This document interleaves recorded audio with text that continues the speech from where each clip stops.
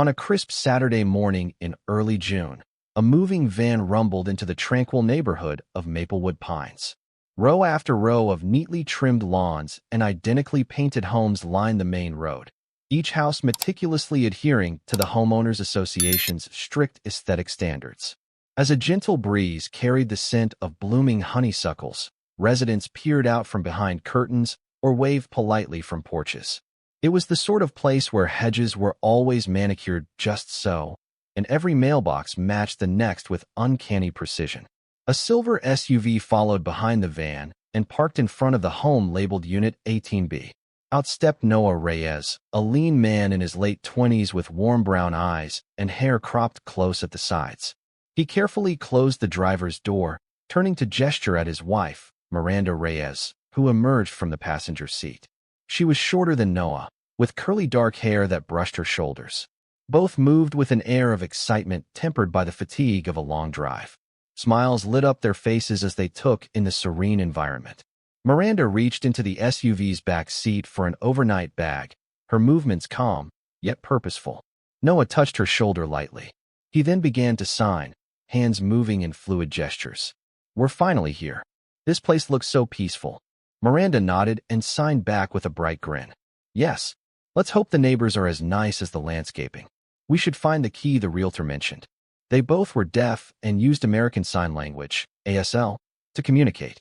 Though they were prepared for the demands of living in a predominantly hearing community, they hoped Maplewood Pines would be accepting of their deafness. The online listing and realtor had touted the neighborhood as friendly and inclusive, a promise that played a large part in their decision to move. As they stepped onto the well-maintained lawn, a tall woman across the street raised her blinds. Her name was Edith Barnett, though local whispers dubbed her Karen for her unyielding approach to the HOA's rules and her penchant for intruding on neighbors' affairs. She stood there with a pinched expression, arms crossed over her chest. Her critical eyes followed Noah and Miranda as they retrieved boxes from the moving van. She couldn't hear the bursts of laughter or glimpses of sign language from such a distance, but she didn't need to. Any newcomers were automatically suspect in her view, and the swift, animated gestures they used to communicate already pricked her curiosity. Noah and Miranda were too busy to notice. With help from a couple of hired movers, they began unloading furniture, boxes labeled kitchen, clothes, and books. The front yard of Unit 18B was small but welcoming, featuring a stubby magnolia tree and a single row of bright marigolds. Sunlight filtered through the leaves, creating dappled patterns along the walkway. Miranda paused to take it all in, inhaling deeply before signing to Noah. "The house looks even better in person, doesn't it?" He agreed enthusiastically, eyes shining. This move represented a new start for them. Their old neighborhood had been cheaper, but less supportive and somewhat run down.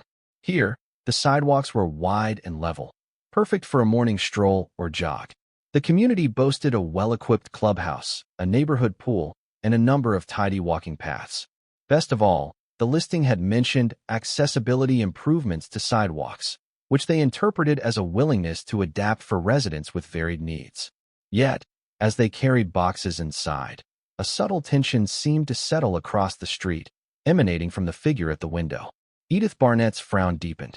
She had read the community's monthly bulletins about a new family arriving, but no mention had been made of their deafness. She found their silent conversation unnerving. They could be talking about anything, she mused, and no one else would ever know. Though she had no rational basis for her suspicion, Edith felt a creeping sense that these newcomers might not adhere to community standards. She resolved to keep a keen watch. In Maplewood Pines, the uniform code was paramount. Any deviation, be it an unapproved mailbox design, an inharmonious porch decoration, or, in her mind, suspicious forms of communication, risked disturbing the carefully orchestrated calm. Inside the house, Noah and Miranda wiped sweat from their brows and surveyed the open living room. Through its wide windows, they glimpsed a neat cluster of other homes, the tall figure of Edith still lurking behind her curtain. They exchanged a shrug and a wry smile. This was their home now, and they intended to make it comfortable and welcoming, no matter what the neighborhood might think.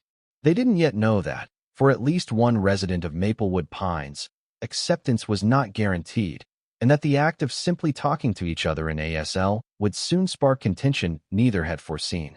Moving day stretched into moving week. Cardboard boxes lined the Reyes living room, marked with black marker scrawls identifying contents. Every day, Noah and Miranda tackled a bit more of the unpacking, turning the sterile house into a home. They arranged a plush sofa so they could face each other easily, a subtle but crucial detail for deaf couples who rely on visual cues. Artwork featuring bold shapes hung on the walls, and a series of small, bright lamps provided warm lighting. By the third morning, they had enough furniture in place to invite over a couple of local friends for a housewarming lunch. Their friends were also deaf, living 2 towns away, excited to see the Reyes' new abode. Miranda spent the morning cooking a light meal of spinach quiche and fruit salad, while Noah set up a card table in the backyard, near a modest stone patio that came with the property. Around 10 a.m., Miranda stepped outside to assess the sunlight. She noticed a tall woman walking the sidewalk, gazing toward their home with unwavering scrutiny. Miranda squinted, raising a hand in greeting. The woman, a slender figure with neatly styled hair, paused, stared for a moment, then offered the most minimal wave. Without a word, she turned away, continuing down the street. Miranda's heart quickened. She recognized the face from earlier glimpses, a neighbor who had been peering from her window. There was something about the woman's rigid posture and cold eyes that unsettled Miranda. Turning back inside, she found Noah flipping through a folder of city maps, trying to locate local shops. He caught Miranda's expression. She signed in short bursts. Saw that woman again. She's tall, well-dressed, very serious. She just waved oddly and left. Noah shrugged, replying, "Maybe she's shy or just wants to see who's moving in." Miranda nodded but couldn't shake the vibe that it wasn't mere curiosity. She decided to brush it off. After all, Maplewood Pines was supposed to be friendly overall. Perhaps the woman simply had a stern personality. Their friends arrived at midday, a pair named Crystal and Devin, each deaf as well. Lively ASL conversations ensued, peppered with laughter and big gestures of delight. The 4 sat around the table in the backyard, enjoying the shade of a large oak. They regaled each other with stories of past moving mishaps, humorous mishandlings of deliveries, and the joys of setting up a new home. From across the yard's fence, a pair of older neighbors smiled and waved, though they said nothing. One of them must have noticed the joyous, silent signing, but they seemed unperturbed. Miranda felt a spark of hope that maybe the rest of the neighborhood was indeed open-minded. Yet somewhere within Maplewood Pines, another presence loomed. Edith Barnett roamed the blocks that same afternoon, diligently checking if any houses had unapproved wreaths or if any trash bins had been left curbside past collection time. In her black leather binder, she kept a list of addresses that she planned to politely remind of assorted infractions. She prided herself on upholding the dignity of Maplewood Pines. That day, Edith passed near the Reyes' backyard, noticing a table with 4 people engaged in animated signing. At first, she thought they were playing some sort of gesture-based game. Then she recalled the moment she had locked eyes with Miranda that morning. They must be deaf, she concluded, uncertain how to feel about that. She had never interacted with deaf individuals before and didn't see why they would choose a place like Maplewood Pines if they were going to wave their hands around in full view of everyone. She noted no glaring rule violations, no large signs, no unsightly decorations, so she moved on. Still, the image lingered in her mind. She feared that a group of signing deaf people might be talking about neighbors behind their backs or ignoring the norms of the community. She told herself it was her duty, as part of the HOA's compliance committee, to remain vigilant. For Noah and Miranda, the day ended joyously, with a promise from Crystal and Devin to return once the house was more settled. It never crossed the Reyes' minds that a neighbor might take offense to the simple act of using ASL in their own backyard. As they tidied up, they counted themselves lucky, friendly neighbors across the fence, no immediate signs of trouble. But beneath the pristine exterior of Maplewood Pines, something subtle and dangerous was stirring, an intolerance disguised as vigilance, an unease cloaked in the language of community standards. And for Edith Barnett, the next steps would be more overt. On a Thursday evening, Noah returned from his new freelance office in the city, arms loaded with groceries. He balanced the bags, stepping carefully up the walkway. The neighborhood lay under a sunset glow, with pink and orange streaks lighting the sky. Houses flicked on porch lamps, and a few residents strolled with dogs or baby carriages. Miranda opened the door, her face lighting up at Noah's arrival. She helped him carry the groceries inside. They set about unpacking tomatoes, lettuce, and fresh bread for dinner. At one point, Miranda sighed. "Should we eat on the front porch tonight? The weather is lovely." Noah considered it with a grin, recalling how scenic the street looked at dusk. He signed back. "Yes, front porch. Perfect chance to enjoy the breeze." Minutes later, the couple arranged 2 chairs and a small folding table on the porch, setting out a simple meal of sandwiches and salad. The world around them was mostly quiet except for the hum of distant lawnmowers winding down for the evening. As they ate, they signed to each other about their day. Miranda described how she had introduced herself to a neighbor named Linda, who seemed pleasant enough. Noah shared a funny anecdote about a coworker's miscommunication on a design project. Their laughter came out in bright facial expressions, hands dancing midair. Partway through the meal, an SUV rolled up the street. The driver slowed, peering at Noah and Miranda. They noticed it was that same tall, rigid woman, Edith Barnett, though they didn't know her name yet. She parked in a driveway a few houses down, exited the car, and walked in their direction. Noah felt Miranda's leg tense under the table. She gave him a brief warning glance. They both wondered if she might approach. Indeed, Edith marched up their walkway, her eyebrows knitted. The couple paused their conversation, turning to face her. She spoke in a clipped voice. "Good evening. I'm Edith Barnett, part of the Maplewood Pines Homeowners Association." Noah and Miranda exchanged a look. Then Miranda responded with her mild voice. "Hello. I'm Miranda Reyes. This is Noah. We moved in recently. Nice to meet you." As usual, she supplemented her speech with sign for Noah's sake. Edith's eyes flicked between Miranda's mouth and their hands. "Yes, well, I noticed you two always use sign language, and that's something we haven't really seen here before. I wanted to remind you that Maplewood Pines is a quiet, orderly community. We ask everyone to maintain decorum when in shared or visible spaces." Noah frowned, signing quickly for clarification. Miranda's expression hardened. She replied to Edith in measured words. "We're deaf. Sign language is how we communicate, even at home. Are we causing any disturbance?" A faint flush crept into Edith's cheeks. "I'm not saying disturbance, but it can be off-putting to neighbors who don't understand what you're saying. They might worry you're, well, talking about them, or creating noise, in a sense, with your gestures." Noah's gaze narrowed. Noise with gestures? The concept baffled him. Miranda fought to keep calm. She explained, "Sign language is not noise. We're having a private dinner on our porch. Does the HOA forbid that?" Edith pursed her lips, flipping open a small notebook. "We have guidelines about maintaining the aesthetic and moral harmony.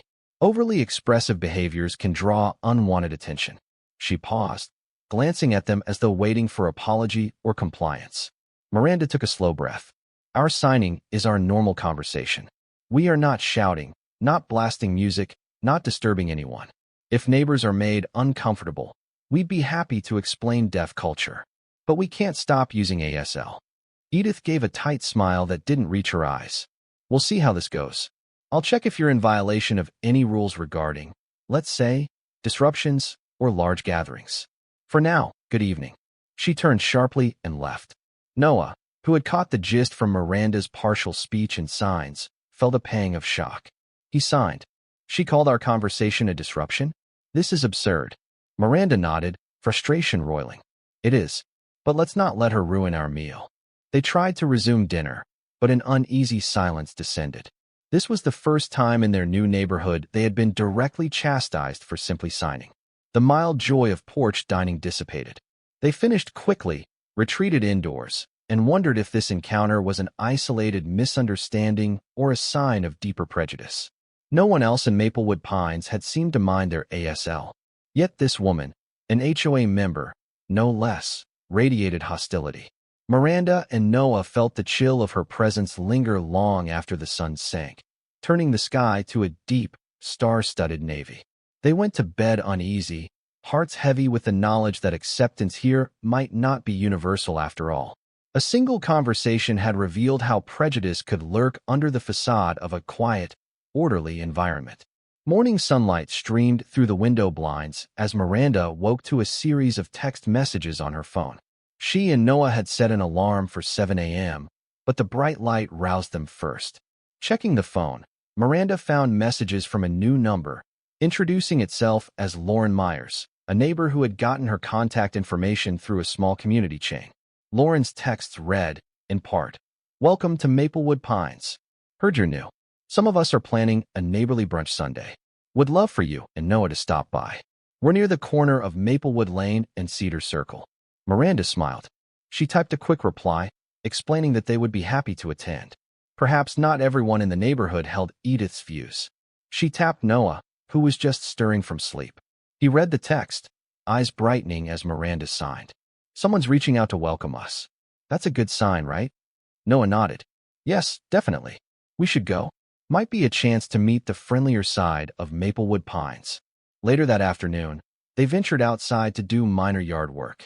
The day was mild, a light breeze fluttering tree branches overhead. Noah raked some leaves from the front lawn, while Miranda swept the porch. After about half an hour, a kindly-looking older woman approached from the sidewalk, wearing a floral shirt and pushing a small cart of groceries. She paused, offering a cheerful wave. Miranda set aside her broom, returning the wave. The woman spoke in a somewhat loud voice, as if trying to ensure they could hear. "Hello, dears. I'm Mrs. Henderson. I live 2 doors down. I saw your moving truck last week, but didn't get a chance to say hi." Miranda, switching to her gentle voice while signing for Noah's benefit, responded, "Hello, Mrs. Henderson. I'm Miranda. This is Noah." She spelled out HENDRSLN in sign, then indicated the neighbor. Mrs. Henderson noticed the signing. She hesitated for a split second, then smiled widely. "Oh, you use sign language. How wonderful. I've never known any deaf neighbors before, but that's lovely. Welcome, truly." Noah nodded and gave her a small wave, which made Mrs. Henderson chuckle. She asked if they needed any help or if they'd found the local shops. They chatted, Miranda voicing her side and interpreting any of Mrs. Henderson's remarks for Noah. In turn, Miranda let Noah reply in sign, then summarized for the neighbor. Despite the patchwork communication, warmth filled the encounter. After a few minutes, Mrs. Henderson said, "We have some folks around here who can be a bit strict about rules, but don't let that discourage you. Most of us love having new people around." She gave them a conspiratorial wink. "This neighborhood might look uniform, but we're quite diverse once you get to know us." Miranda and Noah felt relief flood them. Perhaps Edith was just an outlier. They thanked Mrs. Henderson for her kindness, parted ways, and resumed yard work with lighter spirits. Nevertheless, the memory of Edith's scolding lingered. Once they finished tidying, they retreated indoors. Miranda found herself recounting every detail of Edith's words, analyzing potential recourses. Should they approach the HOA's main office? Should they ignore it for now, hoping it blew over? Noah typed a note on his phone for clarity. "We haven't actually broken any rule. She can't ban sign language. But maybe it's wise to keep records of her behavior, just in case." Miranda nodded. "Agreed. I'll note the date and what she said. Let's see how Sunday's brunch goes. Maybe other neighbors can give us insight on her role in the HOA." That evening, as they sat down for dinner, inside this time, not wanting another confrontation, they felt more hopeful. Encounters with Mrs. Henderson and the brunch invitation from Lauren Myers painted a kinder picture of Maplewood Pines. Not everyone was like Edith, but they also sensed that appeasing Edith might not be simple. People like her, they guessed, thrived on controlling minor details of neighborhood life. And if she fixated on their unusual method of communication, she might not let it go. Little did they know, her next move would escalate from polite scolding to borderline intimidation, and it wouldn't just affect them, but the entire community's unity. Sunday morning arrived with a brilliant blue sky. Noah and Miranda dressed casually for the neighborhood brunch, jeans, comfortable shirts, each carrying a dish to share. Miranda had prepared a spinach and cheese casserole, while Noah carried a tray of fresh fruit. The gathering was to be held in the Myers' front yard at the corner of Maplewood Lane and Cedar Circle, a spot often used for block events. As they strolled through the neighborhood, they passed a line of houses that looked nearly identical aside from subtle differences in front door color. The air smelled faintly of lavender from meticulously kept flower beds. A few neighbors waved as they walked by. Despite a flicker of nervousness, They felt eager to connect with more community members. They spotted a cluster of folding chairs and a long table in the Myers yard.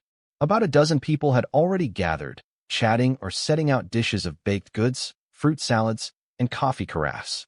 A large sign read, "Welcome neighbors," in bright letters. Lauren Myers, a friendly blonde woman in her 30s, approached with a broad grin. She carried a small notepad. "You must be Miranda and Noah.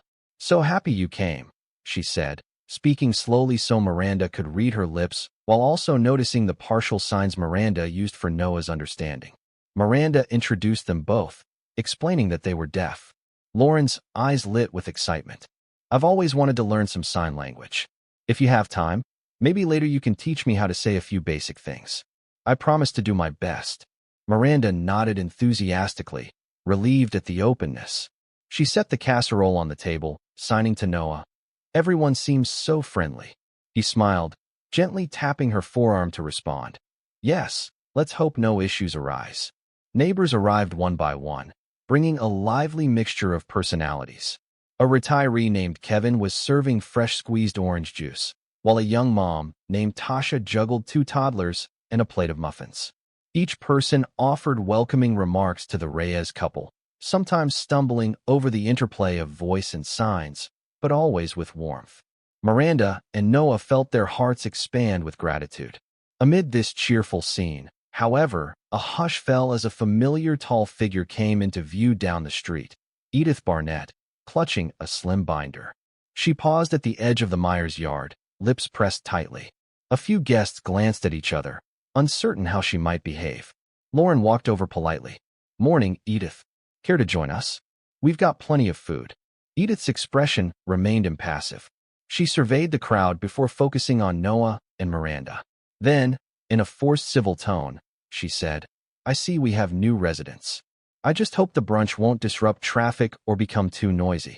Lauren forced a bright laugh. "It's a small gathering, and it's Sunday morning, so traffic is minimal. We're mindful of the rules, I promise. Please, help yourself to coffee if you like." Edith's gaze flicked to the couples engaged in conversation, some of them using halting sign language to greet Noah and Miranda. She frowned. Why is everyone going out of their way for these two? She thought. Sensing no easy route to confrontation, she muttered something about HOA matters to attend to and stepped aside, not leaving entirely, but lurking on the sidewalk as though to supervise. Miranda felt the hair on her neck prickling under Edith's stare. She tried to focus on the warm remarks from Tasha, who was asking about sign language classes. Meanwhile, Noah chatted with Kevin about the best local grocery stores, using a mixture of gestures, writing on notepads, and occasional help from Miranda's partial interpretation. As the brunch went on, the tension from Edith's presence gradually eased.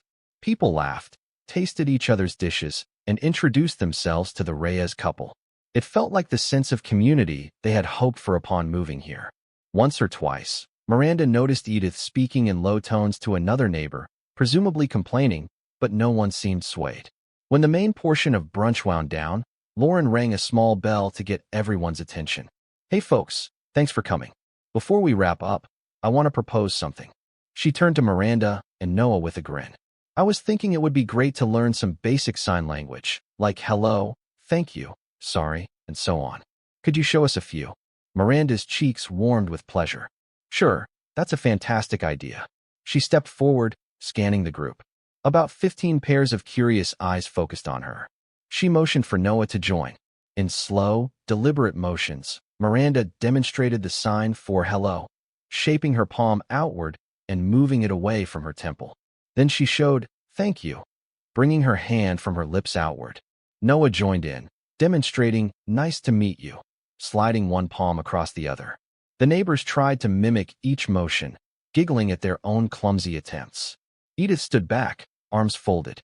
She watched with a mixture of fascination and irritation, as though offended that the brunch had turned into an impromptu ASL lesson. But she said nothing. A sense of camaraderie permeated the yard. One by one, neighbors introduced themselves in halting signs, forging a tentative bond with the Reyes couple that transcended words. The group's acceptance felt like a welcome wave of relief after the tension from earlier encounters. When the event ended, folks helped clean up. Edith quietly disappeared. Miranda and Noah lingered, chatting with Lauren, Tasha, Kevin, and others, exchanging phone numbers and planning to meet again. On the walk home, Noah sighed. That was wonderful. So many nice people. Maybe we have nothing to worry about. Miranda exhaled contentedly. Yes, let's hope. We'll keep an eye on Edith, but I think the positive folks outnumber her. Yet, though the day closed on a hopeful note, Edith's simmering annoyance was far from resolved. She had seen the way neighbors flocked around the deaf couple, praising them for teaching sign language. In her mind, something about it felt subversive, like they were speaking in codes no one else could intercept. She told herself it was her duty to ensure Maplewood Pines stayed harmonious for all. And if that meant stepping up her scrutiny, so be it. Over the next few weeks, life in Maplewood Pines settled into a gentle rhythm for the Reyes couple. Miranda started a new job at a local accounting firm, where she balanced emails and client data entry. Noah continued his freelance design projects from a small home office. Evenings often found them enjoying walks around the neighborhood, sometimes with their small rescue dog, a sweet terrier mix named Daisy they had adopted a year prior. During these strolls, they'd wave to neighbors tending gardens or playing with their kids. Occasionally, a resident would attempt a clumsy sign, prompting friendly laughter as Miranda corrected them. Her heart swelled with each encounter. This was the inclusive atmosphere they'd long dreamed of. Yet amid the quiet joys, shadows of unease lingered. A handful of times, they spotted Edith Barnett watching them from afar. Sometimes she'd stand on the sidewalk, arms crossed, scanning them as if evaluating potential violations. Other times, they'd see her driving slowly past their home, turning her head to glimpse them inside if the blinds were open. One late afternoon, Miranda needed to drop off forms at the HOA's main office, a modest brick building near the community clubhouse. She had to finalize some minor paperwork about adjusting the front porch light to include a flashing feature for deaf visitors. William Benson, the HOA president, had assured them it would be fine, but formal documentation was required. Noah tagged along, curious to see the building. As they entered, a receptionist greeted them warmly, then escorted them to William's office. William rose from behind a wooden desk, a mild smile lighting his face. He gestured for them to sit, and Miranda once again used her partial speech to introduce them. William took the forms and skimmed them, nodding. Everything looks in order. You're requesting an additional doorbell flasher for safety? Absolutely fine. We don't have a single bylaw that restricts how you wire your doorbell. If anything, it's good for the community to see we can accommodate different needs. Noah grinned, and Miranda relaxed. So far, so good, she thought. She decided to broach the topic of Edith's behavior.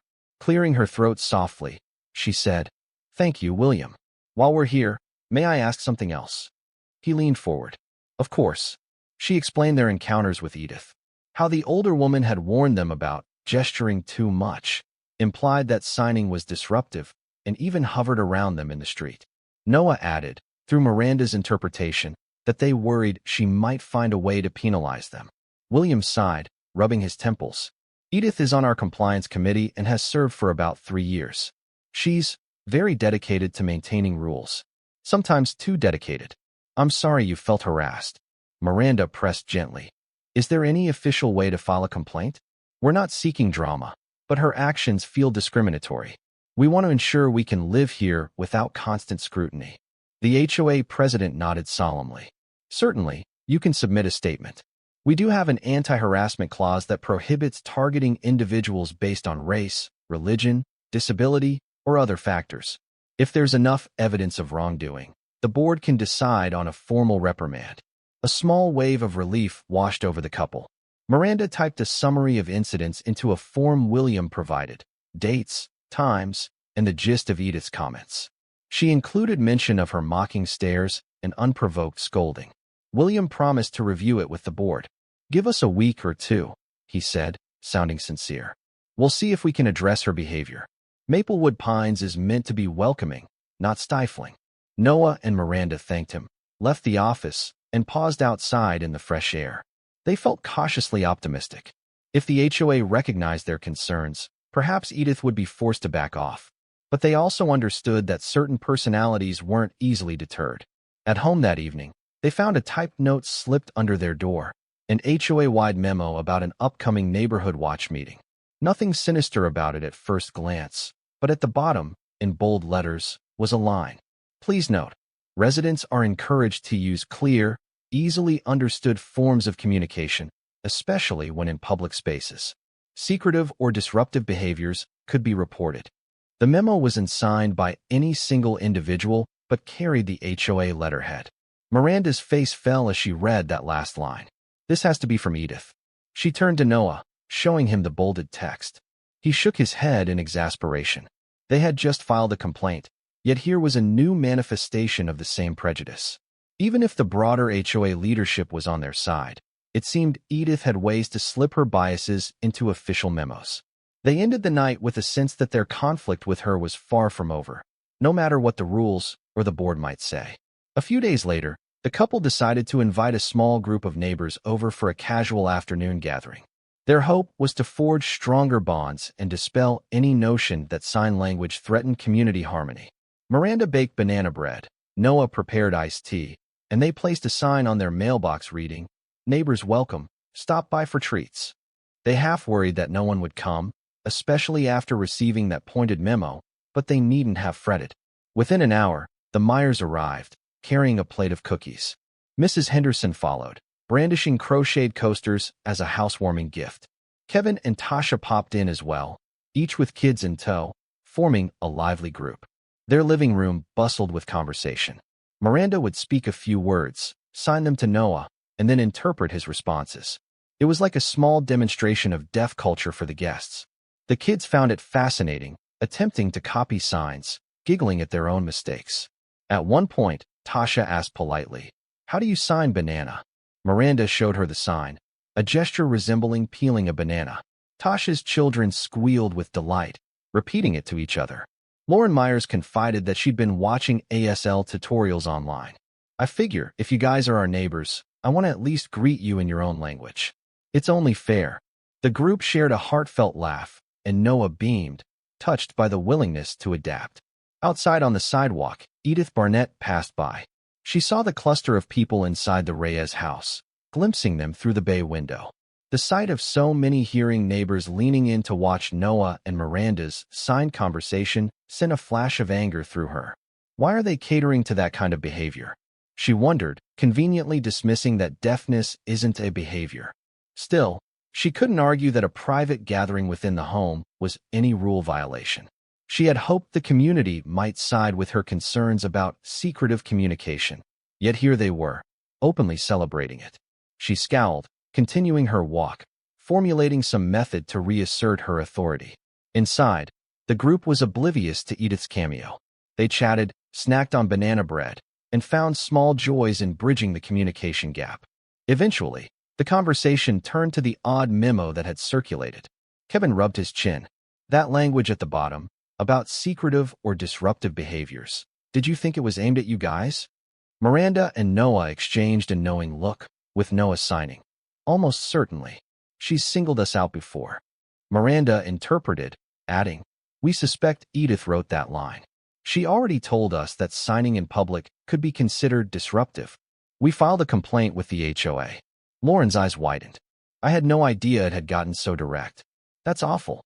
Mrs. Henderson huffed. That woman's always been pushy, but this is beyond the pale. I can't imagine complaining about sign language. Goodness, it's not like you're blasting music at midnight." The neighbors murmured agreement, some offering to speak up if the HOA pressed the issue further.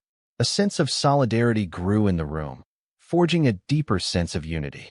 Miranda felt a surge of gratitude. She realized that while Edith might be a formidable foe, they had allies, people who saw deaf culture not as a disruption, but as a beautiful mode of expression. When the afternoon gathering wound down, the guests departed with warm handshakes and, in some cases, attempted signed farewells.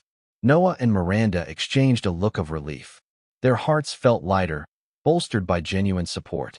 But that evening, as they cleaned up crumbs and wiped counters, they acknowledged that the conflict with Edith likely wasn't finished.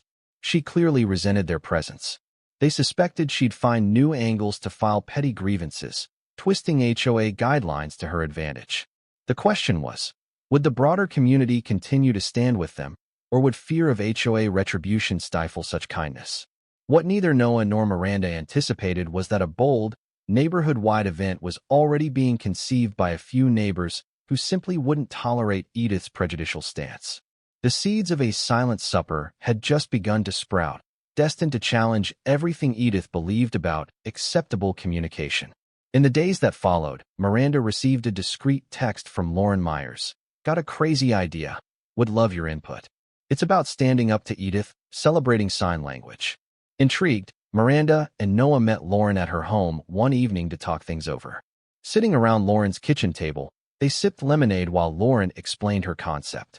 She wanted to host a block-wide dinner event, encouraging everyone to stay quiet or use sign language for the entire evening. A silent supper, she called it, meant to raise awareness of deaf culture and show solidarity with the Reyes couple. Miranda's eyes widened. That's so thoughtful. But do you think people will do it? She asked aloud, her hands shaping the same question in sign for Noah. Lauren nodded. I know it's a leap, but from what I've seen, a lot of neighbors are outraged by Edith's behavior. They want a way to demonstrate support. This could be that statement, letting her know that we embrace deaf communication. Noah signed excitedly. This is beautiful. People might find it challenging, but they'll gain empathy for how we navigate daily life. Miranda translated for Lauren, who beamed. They hashed out details, a communal dinner held on Maplewood Lane, with tables set up along the blocked-off street. Attendees would be given cheat sheets for common signs. Hello. Thank you. Yes. No. Sorry. Please. They wouldn't ban speaking entirely, but the theme would be an encouraging nudge towards silence or minimal speaking, so hearing folks could experience a fraction of the deaf perspective. Lauren planned to approach the HOA board for permission to close off part of the street, reminiscent of the yearly 4th of July block party. She believed that William Benson would be on board, especially after hearing how many neighbors wanted to stand against discrimination. Miranda found herself moved almost to tears by Lauren's dedication. She asked if Lauren was concerned about Edith's reaction. Lauren shrugged with a small grin. Yes, it might infuriate her. But maybe that's the point. We're not doing anything illegal or malicious, just demonstrating acceptance. Noah spelled out IMPCT, and Miranda explained that a public show of silent unity could have a lasting impact, not just on Edith, but on any neighbor who might have hidden biases. They parted with a plan. Lauren would gather a small organizing committee, design flyers, and rally participants. Miranda and Noah volunteered to provide an ASL cheat sheet and short demonstration videos. The next few weeks flew by as preparations intensified. Lauren formed a team with Tasha, Kevin, the Myers, and others. They canvassed door to door, explaining the idea. To their delight, many residents signed on eagerly. Some had never encountered sign language up close before but found the concept fascinating. Others simply wished to show kindness. A ripple of excitement spread throughout Maplewood Pines. People posted on the community forum, "How do I sign my name? Is there a quick way to say, I want more pasta in ASL?" A neighbor offered to make a large banner reading, "Welcome to our silent supper," while another volunteered to bring soundless board games. Word eventually reached William Benson, who contacted Lauren to confirm details. True to her prediction, he gave official approval for a partial street closure one Saturday evening. She circulated an online sign-up for potluck dishes. Enthusiasm soared. Naturally, Edith Barnett learned of it, too. Her lips pinched as she read the posted flyer in the clubhouse. Silent Supper, a unique night of support in deaf culture. Join us on Maplewood Lane. She considered calling an emergency HOA meeting to halt it, but the formal processes were stacked against her. People compared it to any standard block party. She had no legitimate basis to block the event. Night after night, she brooded at her desk, scanning bylaw clauses, seeking any rule about non-standard communications, finding none. Meanwhile, neighbors continued organizing in plain sight. Her frustration mounted. She felt them slipping beyond her control, forging a unity that sidestepped her usual scare tactics. Miranda and Noah stayed somewhat in the background, providing resources but letting Lauren and the others lead. They hoped the event would unify the neighborhood, not revolve solely around them. Still, their hearts fluttered with anticipation. The notion of an entire block voluntarily signing, or at least trying to remain silent, felt surreal, a dreamlike reversal of the constant struggle deaf folks face in a hearing world. As the chosen Saturday drew near, the air in Maplewood Pines crackled with an unusual energy. Neighbors tested simple ASL phrases on each other, laughing at mistakes. Children practiced the sign for cookie or ice cream. Only Edith remained a staunch holdout, muttering about indecipherable gestures. But her muttering was drowned out by the wave of positivity. No one knew precisely how the big night would unfold. Would the entire street manage a quiet meal? Would novices freeze up or forget signs? And most pressing in Miranda's mind, would Edith attempt to sabotage the event? Regardless, the planning committee pressed on. Their conviction was stronger than fear of confrontation. What had started as a small gesture of defiance against prejudice was blossoming into a grand demonstration of solidarity, unstoppable by any single naysayer. The Saturday of the silent supper arrived under clear skies. From mid-afternoon onward, volunteers bustled about Maplewood Lane, arranging folding tables, decorative tablecloths, and battery-powered lanterns for when dusk fell. A hand-painted banner stretched across the street in trance. "Welcome to our silent supper. Experience ASL and support inclusion." Miranda and Noah came early to help. Noah carried stacks of laminated ASL cheat sheets, each featuring signs for common words: food, water, sorry, please, bathroom, thank you, yes, no, help, good, bad. Miranda taped them down at every table, ensuring participants could glance at them easily. She felt a quiet thrill seeing so many hearing neighbors volunteer to step into her world, if only for a night. As 6 p.m. approached, residents trickled in, most bringing potluck dishes. Some wore name tags with their names spelled out in ASL letters. A hush of excitement mingled with the typical murmurs of a community gathering. Kids giggled as they tried signing milk or chicken, with parents referencing cheat sheets. The block closure gave a party-like vibe, reminiscent of annual holiday events. Lauren Myers, wearing a bright smile and comfortable jeans, circulated with a notepad, welcoming each new arrival. She encouraged them to embrace the silence, or at least minimize speaking. If they needed to talk, whispering or quiet speech was suggested, but the main push was for gestures and signs. Some neighbors wore playful earplugs as a symbolic nod to deaf experience. Tasha showed up with her toddlers, each wearing a small button that said, "I hearts at ASL." They wiggled their fingers at Miranda, who happily showed them how to sign Cookie. Kevin came with his teenage niece, who had spent a week learning the ASL alphabet. She spelled her name haltingly, and Miranda applauded her effort. Meanwhile, a tall man standing near the banner recognized Noah from a local coffee shop. They typed messages on a phone to chat about shared interests, occasionally mixing in signs. It was a tapestry of improvised communication, bridging deaf and hearing worlds in real time. As the crowd swelled, the hush grew more noticeable. Instead of the usual clamor of a potluck, only occasional hushed voices or bursts of quiet laughter arose. Plates clinked gently, utensils tapped. People gestured for salt or pointed at bowls. In many ways, it felt serene, yet full of life. Then, like a dark cloud passing over the sun, Edith Barnett appeared. She stood at the edge of the closure, arms folded. Her eyes swept over the sea of signing hands, the banners, the neighbors' contented faces. Her nostrils flared in disdain. Miranda noticed Edith's arrival. She tapped Noah's elbow and discreetly pointed.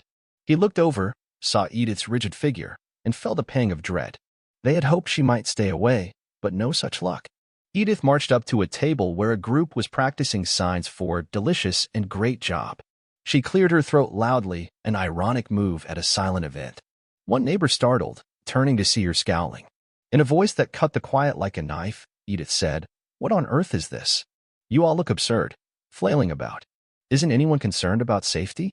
No one can speak if there's an emergency." The table's occupants exchanged uneasy glances. One woman, Monica, responded in a low voice, "We can speak if needed, but we're choosing to sign or stay silent to support deaf neighbors." "It's a show of solidarity, Miss Barnett." Edith huffed. "Solidarity or spectacle? I see the entire block has caved to this nonsense. Don't blame me when confusion arises." She turned, catching sight of Miranda and Noah a few feet away. Her lip curled. Miranda squared her shoulders. She signed calmly, "You are welcome to join, Miss Barnett." Lauren, standing nearby, interpreted, "Miranda says you're free to participate. She'd be glad to show you some signs." Edith sputtered, "Participate? Hardly. I find this entire charade disruptive. Next time, maybe try something that doesn't exclude normal speech." With that, she brushed past them, continuing down the row of tables as though searching for any major violation to report.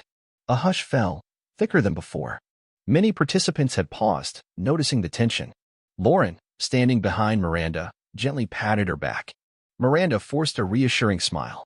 Noah exhaled slowly, signing, Don't let her ruin this. Gradually, the hush resumed its prior warmth.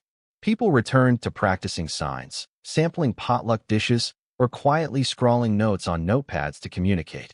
Edith, finding no actual wrongdoing, eventually retreated to the side, arms crossed. She lingered for half an hour, occasionally glaring. But no one confronted her further.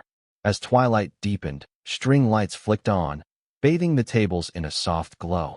A small group of kids performed the ASL alphabet song they'd learned. Neighbors applauded by raising their hands and wiggling their fingers, the deaf applause. Even those who had never known deaf applause found it charming, marveling at how quiet, yet celebratory it felt. Miranda found tears welling in her eyes at multiple points. She never dreamed a hearing neighborhood would voluntarily embrace silence for a night. Sure, some folks occasionally slipped into spoken words, but the overall attempt to sign or stay quiet was profoundly touching. It signaled acceptance, empathy, a direct refutation of Edith's hostility. Near the end of the event, Lauren stood on a small chair to gather attention. She used her best attempt at sign language to say, "Thank you, come, tonight. We love community." Her grammar was rough, but the sincerity shone through. The crowd responded with fluttering hands in the air, deaf applause again. In that moment, Maplewood Pines felt united, a place where differences could be celebrated instead of scorned.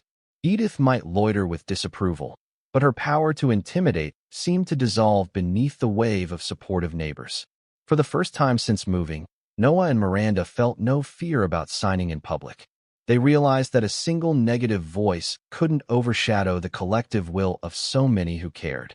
When the last few plates were cleared and the streetlights came on, the silent supper concluded with hugs, silent cheers, and promises to keep learning ASL. Edith had vanished at some point, leaving behind only the faint memory of her scowl. The Reyes couple walked home, hearts brimming with hope.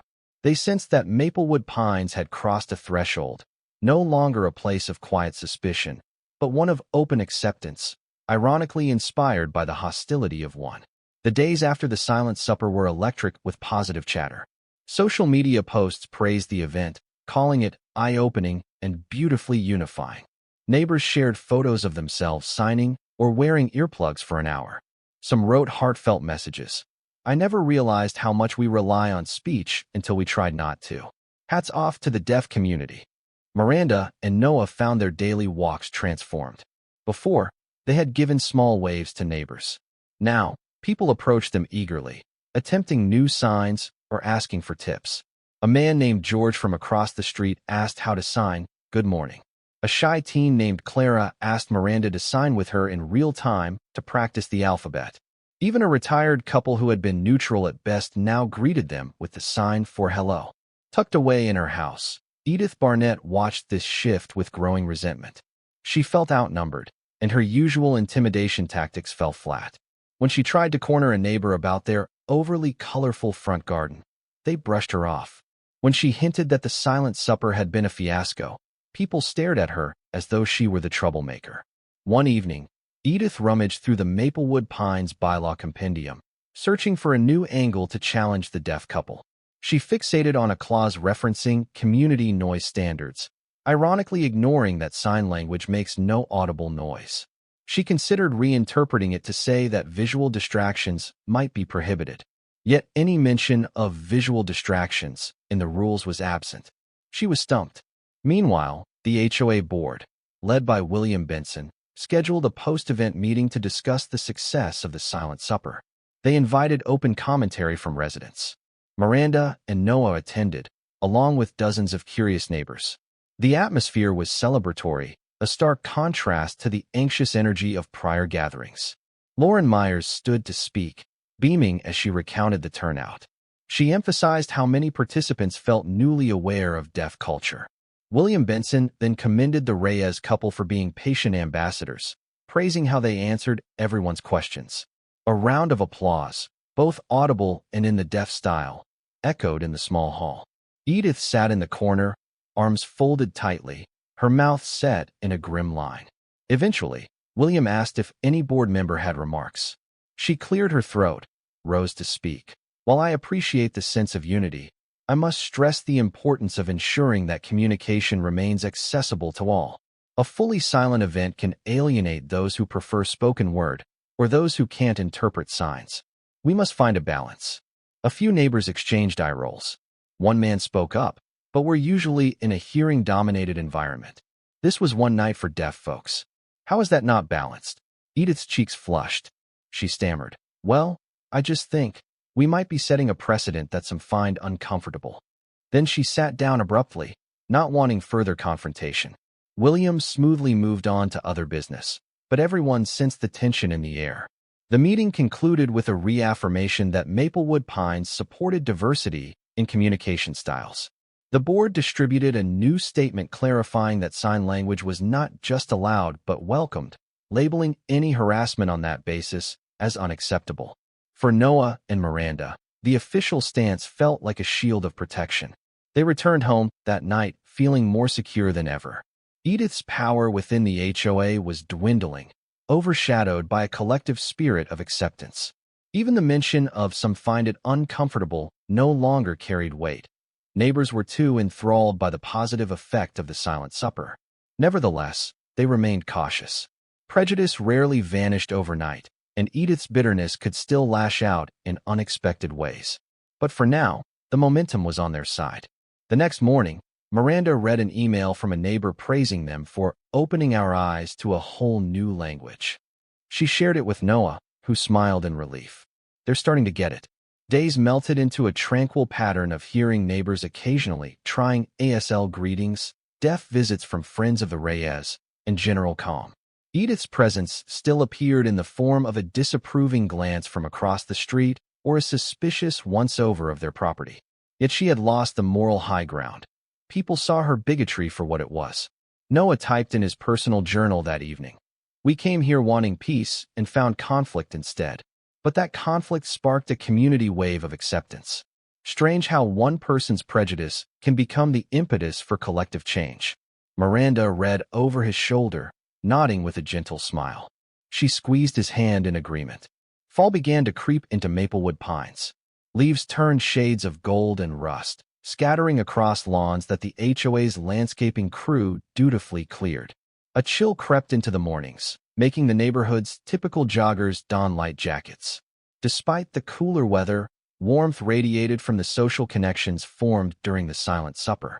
Miranda and Noah found themselves hosting small gatherings for neighbors curious to learn more about deaf culture.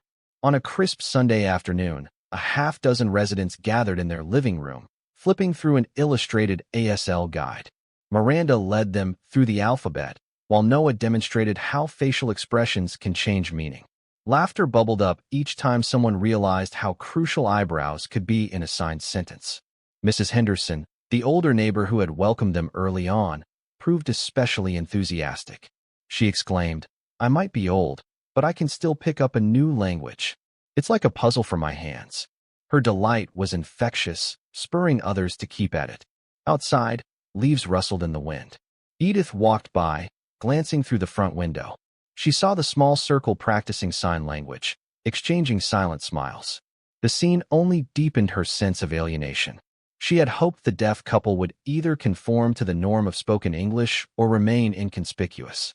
Instead, they'd drawn the entire neighborhood into their foreign communication style. The following week, the HOA board posted results from an internal review. After investigating complaints of harassment, they concluded that Edith had indeed targeted the Reyes for their deafness, violating the association's inclusivity policy. Officially, she received a formal reprimand. It was a mild punishment, but symbolic. Her colleagues on the compliance committee distanced themselves, unwilling to share blame. Sitting in her home office, Edith stared at the letter from the board stating she had overstepped boundaries. She felt humiliated, but not remorseful. Instead, she told herself it was all a conspiracy by naive neighbors who didn't understand the danger of secret languages. For Noah and Miranda, seeing Edith face an official rebuke relieved them, even though they had no desire for revenge. They just wanted to live without fear of being cited for hand gesturing. They continued their routines, occasionally spotting Edith at a distance, but she rarely approached them now. One autumn evening, as the sun set behind the tall maples, Noah and Miranda sat on their front porch, sipping hot cider. They were joined by Tasha and Kevin, who had grown close to them after the silent supper. The four chatted in a mixture of sign, typed phone messages, and quiet voices. The air carried a peaceful hush. Tasha brought up the next community event, a Halloween block party. She asked if the Reyes would attend, maybe teach some spooky signs like ghost, pumpkin, witch. Miranda and Noah grinned, excited for a chance to integrate sign language into the festivities. Kevin, who had two young teens, mentioned how his kids wanted to decorate the block with visual sign prompts for trick-or-treaters. Like, maybe we can set up stations saying candy in ASL, or Happy Halloween, and sign. Doesn't that sound fun? The idea made Miranda laugh, her eyes shining. She recalled how, mere weeks ago, she would have dreaded using sign language in front of the entire block. Now, it felt like second nature to share it openly. The transformation was remarkable. As they sat there, savoring the crisp air and the distant hoot of an owl, Noah turned to Miranda, signing quietly. We've come so far. Do you remember how we ate dinner in fear that first week? Miranda nodded, remembering the night Edith confronted them. She spelled out INC or EDIBLE, adding, I never imagined we'd see such acceptance. They clinked their mugs of hot cider in a silent toast. Across the street, in a dark window, they caught a glimpse of a silhouette, likely Edith. But for once, the knowledge of her watchful eyes didn't faze them. They had the neighborhood's backing, formal HOA support, and a sense of belonging no single cynic could disrupt. Halloween arrived, bringing with it a burst of festivities throughout Maplewood Pines. Bright orange pumpkins sat on porches, fake cobwebs stretched across hedges, and kids roamed the sidewalks in costumes. The HOA sanctioned an evening block party for trick-or-treaters. Families set up tables with candy, while some even wore sign language, themed outfits, referencing the block's new love affair with ASL. Miranda and Noah transformed their front yard into a mini, haunted ASL maze. They placed small signs showing spooky vocabulary: ghost, vampire, bat, pumpkin. Kids could pass through, trying each sign, and receive extra candy if they did it correctly. The laughter and silent attempts to shape signs brought them immense joy. A shy boy in a witch hat whispered, "How do I sign trick or treat?" Miranda showed him the sign for candy and trick, letting him choose which to do. He fumbled adorably, prompting Noah to applaud in the deaf style, hands raised, fingers wiggling. The boy grinned from ear to ear, running off with a bag full of sweets. Meanwhile, neighbors strolled past, complimenting the Reyes couple on their creativity. "This is the best yard on the block," shouted one father, though with a hush in his tone to respect the partial silence theme. Another neighbor tried signing "thank you" after receiving candy, eliciting a cheer from others. Even across the street, where Edith Barnett's home stood, children approached for candy. She had placed a single plastic pumpkin on a table with a sign that read, "Take one." She sat behind the table, arms folded, eyes flicking repeatedly to the Reyes haunted ASL maze. Now and then, a child would ask if they could sign a greeting to her, only for Edith to wave them off, insisting they just say hello out loud. Yet no confrontation occurred that night. The block's cheerful chaos seemed to overshadow Edith's negativity. She ended up retreating indoors well before the last wave of trick-or-treaters. By contrast, the Reyes yard thrived until late, with adults and kids bonding over sign language games, the occasional spooky jump scare, and a sense of communal delight. The event felt like the final nail in the coffin of Edith's influence. Her attempts to sow fear about sign language had not only failed but ignited a deeper appreciation for deaf culture. Now, the annual calendar of Maplewood Pines boasted not just the typical pool opening day or neighborhood rummage sale, but also a probable repeat of the Silent Supper. Rumors swirled that it might become an official tradition. As midnight approached, Miranda and Noah sat on their porch, letting the energy of the evening settle. Miranda leaned against Noah's shoulder, signing wearily. "I'm exhausted, but so happy. Did you see how many kids tried the sign for pumpkin? They were so proud." Noah nodded, signing back. "Yes, the world is changing, at least here. I never thought a hearing neighborhood would embrace ASL for Halloween." They shared a silent laugh. The autumn moon shone above them, and a few leaves drifted onto the dimly lit street. In that magical hush, they realized they had found exactly what they'd sought in moving, a place that might not be perfect, but was willing to learn and grow alongside them. A single question remained in their minds. Would Edith forever remain a hostile outlier, or could she eventually soften? The night's camaraderie suggested that anything was possible. But even if Edith stayed resolute in her disapproval, she no longer defined Maplewood Pines. The deaf couple's presence had evolved from curiosity to acceptance, from acceptance to celebration. Tomorrow, they would wake to a neighborhood touched by new experiences, new insights. For now, though, they savored the stillness, hearts full. Winter set in, blanketing Maplewood pines with a light dusting of snow. Icicle lights adorned the eaves of many homes, reflecting the HOA's guidelines for tasteful holiday decoration. The Reyes couple added a modest string of white lights around their porch, plus a sign reading Happy Holidays in both English and a stylized sign language font. The season brought more neighbors stopping by with cookies or small gifts. Some apologized and typed notes for their shaky signing, but Miranda and Noah appreciated every effort. Tasha's kids proudly spelled SNOW in sign, asking if the Reyes would build a snowman with them. The sense of belonging grew ever stronger. Edith Barnett, her term on the HOA board ending in December, largely disappeared from community involvement. She still lived in the same house, occasionally peeking out from behind curtains, but the daily patrols ceased. Rumor had it the formal reprimand from the board, plus the overwhelming acceptance of deaf culture around her, took a toll on her desire to enforce standards. She rarely attended board meetings anymore, and her occasional attempts to raise trivial issues were met with polite dismissals. Shortly before Christmas, the HOA hosted a small holiday social at the clubhouse. William Benson invited neighbors to bring holiday treats and meet for caroling. In a nod to the deaf community, one portion of the evening featured an ASL interpretation of a popular carol. Miranda and Noah found themselves standing at the front, signing Silent Night, while a handful of neighbors softly hummed. The gentle synergy of sign and voice felt almost magical, leaving many teary-eyed. After the song, William praised the couple's bravery and kindness in helping the neighborhood evolve. He presented them with a small plaque, Maplewood Pines Community Spirit Award, for bridging differences and inspiring unity. Applause echoed, deaf and hearing forms blending seamlessly.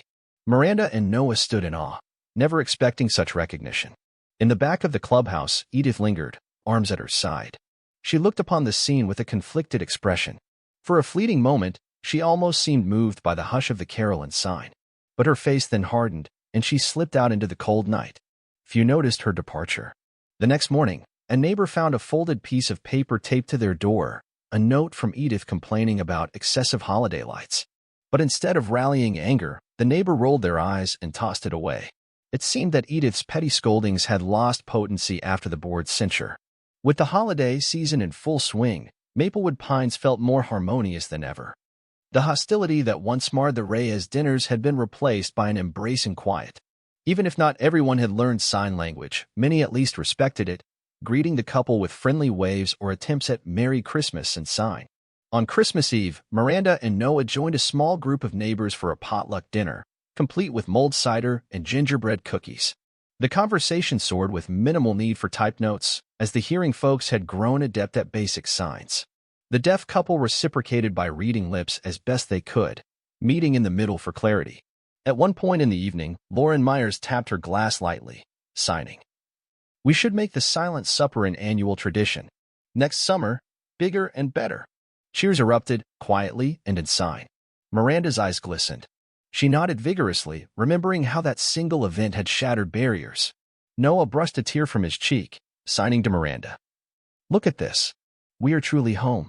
The entire room seemed to pulse with love and acceptance, the hush of signing offset by occasional bursts of gentle laughter. No oppressive force loomed. No condemnation from a certain disgruntled neighbor could overshadow the genuine unity that now defined Maplewood Pines. Early spring brought buds on the maples, the first signs of renewal. The final vestiges of snow melted, leaving the lawns vibrant green. Noah and Miranda Reyes organized a yard sale in collaboration with Lauren Myers and Tasha, inviting the neighborhood to drop off items or browse. The event was a success, with families chatting, kids biking around, and occasional sign language practice peppering the day's interactions. As the couple counted their earnings and prepared to donate leftover clothes, they reflected on how drastically life had changed since their arrival. Their deafness no longer felt like an obstacle in Maplewood Pines. It had become a cherished part of the neighborhood's tapestry. Edith Barnett still lived across the street, but she was seldom seen. Rumors suggested she might sell her home and move elsewhere. If she did, few would shed tears. Her presence had become almost ghostly.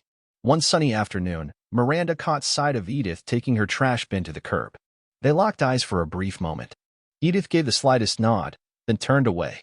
It wasn't an apology, but a small acknowledgement, perhaps.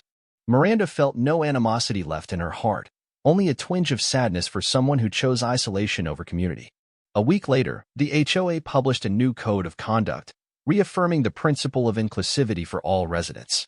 It explicitly mentioned sign language as a valid form of communication and encouraged neighbors to accommodate deaf or hard-of-hearing individuals.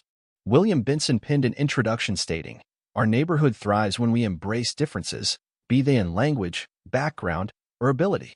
We stand united in fostering a welcoming environment for everyone." When Miranda read that statement, tears welled in her eyes. She showed it to Noah, who responded by signing a single word that captured his overwhelming emotion. Finally, they decided to host a small dinner on their porch again, back to where it all started. This time, with no trepidation. They placed a table for two, set out homemade pasta, and talked in signs under the amber glow of a porch light. The breeze carried faint traces of honeysuckle once more, reminiscent of their very first day here. But the difference was palpable. No looming figure marched toward them with notebook in hand. No anxious flutter in their stomachs. Partway through the meal, Tasha strolled by with her kids. She grinned, waved. They all signed, "Hello. Enjoy dinner," before continuing on. The gesture was small yet monumental, a testament to how far the community had come. Noah paused mid-bite, signing to Miranda. "Remember that terrifying moment? The same porch, that woman telling us our signing was disruptive. Look at us now, eating calmly. No fear." Miranda smiled, replying, "Yes, it's almost hard to believe it's the same neighborhood." The negativity was overshadowed by kindness. They finished dinner in companionable silence, letting the swirl of memories settle. The sun slipped below the horizon, painting the sky in watercolor streaks of pink and purple. Lights flicked on in neighboring houses, each a small promise of domestic comfort. As the darkness thickened, Noah and Miranda cleared their plates, exchanged a sweet sign for, "I love you," and stepped inside with satisfied hearts. From that day forward, they would dine on the porch whenever they pleased, no longer mindful of who might watch or judge. And while Edith Barnett might never embrace them fully, the rest of Maplewood Pines had done so with open arms, forging a story of unity that no single voice could undermine. Summer returned in full bloom. The second annual Silent Supper was announced, scheduled exactly 1 year after the first. This time, there was no tension over obtaining HOA approval. The association actively promoted it. Flyers boasted, "Maplewood Pines Silent Supper, come celebrate diversity and learn ASL." On the day of the event, the street closure extended beyond its original length to accommodate more tables. People from neighboring communities, intrigued by the story, asked if they could join. The block welcomed them. Even a local deaf advocacy group offered to set up an information booth. Miranda and Noah walked up and down the row of tables, greeting new and familiar faces. Some recognized them from news articles that had covered last year's unique gathering. The entire scene felt festive, with bright banners, balloon arches, and hundreds of laminated ASL cheat sheets distributed. At sunset, the supper kicked off. Residents, including the newly elected members of the HOA board, mingled in a quiet wave of signs and supportive smiles. A soft murmur replaced the typical roar of a block party, but it was far from silent in spirit. Joy radiated from every corner. Midway through, the deaf advocacy group invited Miranda and Noah to give a short demonstration. They taught the crowd how to sign phrases about community and gratitude. The onlookers tried diligently to copy the motions, occasionally stumbling and giggling. Another wave of deaf applause sparkled through the air, hands raised high. In that moment, Miranda felt a surge of emotion. She remembered the fear of that first night on the porch, confronted by a woman who saw ASL as suspicious. She remembered the guilt, the confusion, the question of whether they truly belonged here. Now, a year later, the entire street had embraced sign language, celebrating it openly. Tears blurred her vision as she looked at Noah, who wore a similar expression of wonder. After the demonstration, neighbors approached them with thanks, typed messages on phones, and more requests for new signs. Lauren Myers teased that next year they might do a silent dessert buffet for variety. The possibilities seemed endless. Edith Barnett was nowhere in sight. A few people quietly whispered that she had, indeed, put her house on the market. Some even speculated she might have left Maplewood Pines already, though no one knew for sure. No one voiced sadness over her absence. The general feeling was that the event thrived, free from negativity. By the evening's end, an impromptu circle formed around the Reyes couple. Residents old and new offered a final thank you and sign, repeated by half a dozen novices. Candles and paper lanterns flickered, illuminating the hush. Miranda and Noah looked around, speechless in their gratitude. They gently tapped each other's hands, cherishing the wave of acceptance that had transformed their once fearful existence. As the guests drifted away, returning tables and cleaning up, the couple lingered beneath the star-filled sky. Maplewood Lane lay still, save for the echo of laughter that had replaced the old tensions. The hush wasn't empty or oppressive. It was peaceful, a testament to what empathy could accomplish. Noah sighed softly, "We are truly home." Miranda nodded, stepping into his arms. She whispered, "Yes, finally." With that, they gathered their plates, turned off the lanterns, and strolled back to Unit 18B. The porch light flickered in gentle welcome, a light that, long ago, they'd installed so deaf visitors would know they were at home. It was a fitting symbol.